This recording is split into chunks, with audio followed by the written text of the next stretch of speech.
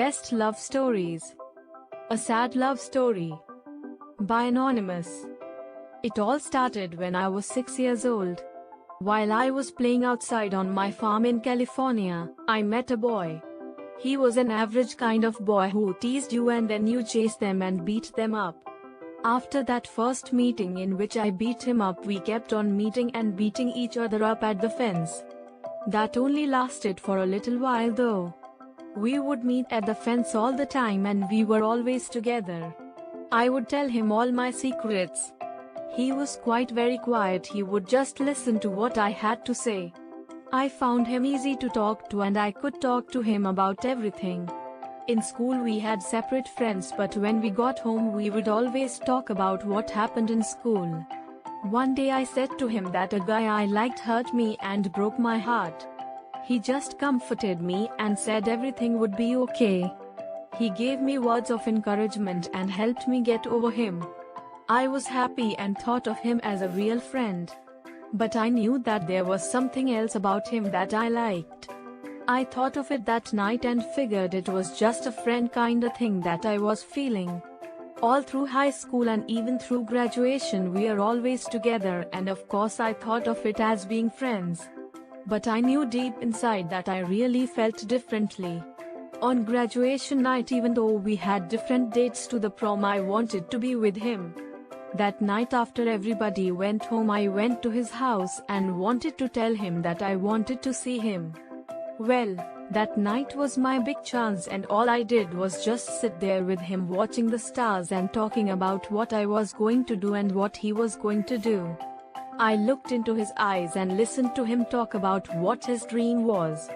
How he wanted to get married and settle down.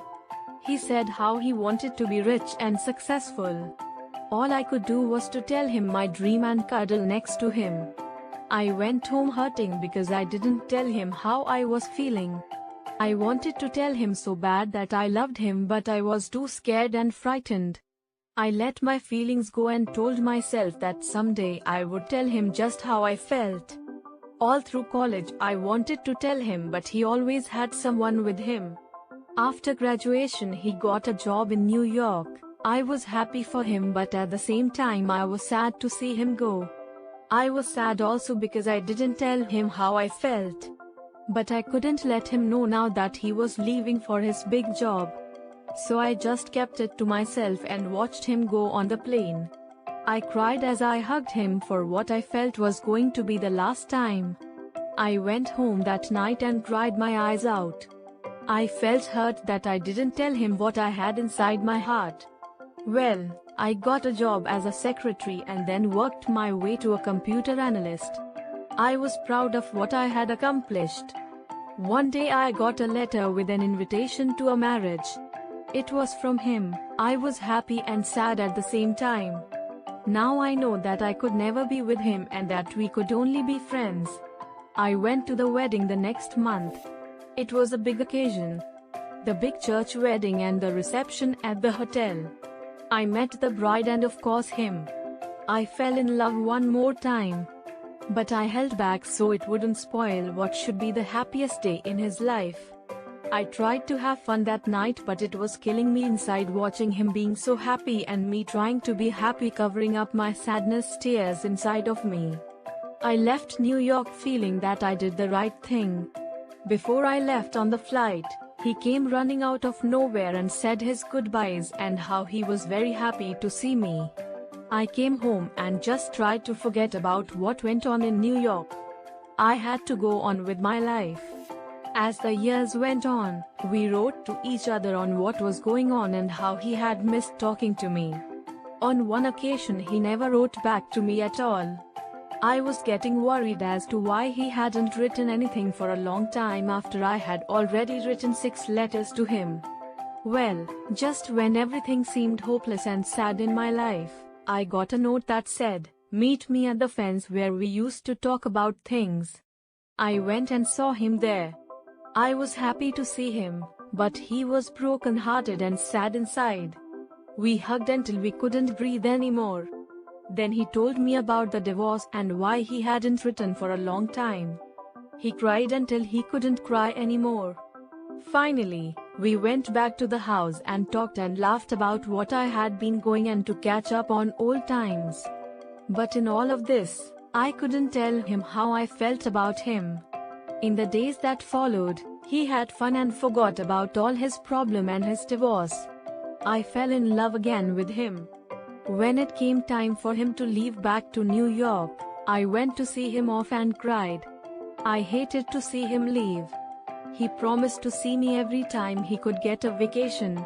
I couldn't wait for him to come so I could be with him. We would always have fun when we were together. One day he didn't show up like he said he would. I figured that he might have been busy. The days turned into months and I just forgot about it. Then I got a call one day from a lawyer in New York. The lawyer said that he had died in a car accident going to the airport, and that it took this long till everything was settled. It broke my heart. I was shocked about what took place. Now I knew why he didn't come that day. Again, I was broken-hearted. I cried that night, cried tears of sadness and heartache, asking questions: why did this happen to a kind guy like him? I gathered my things and went to New York for the reading of his will. Of course, things were given to his family and his ex-wife. I finally got to meet her since the last time we met at the wedding. She explained to me how he was and how he always provided. But he was always unhappy. She would always try everything but she couldn't get him happy, as he was that night at their wedding. When the will was read, the one thing that was given to me was a diary. It was a diary that of his life.